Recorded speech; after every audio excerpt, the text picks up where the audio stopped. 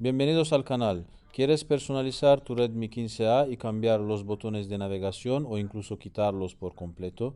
En este video te muestro paso a paso cómo modificar los botones de abajo en tu dispositivo, ya sea para usar gestos o adaptar la interfaz a tu estilo.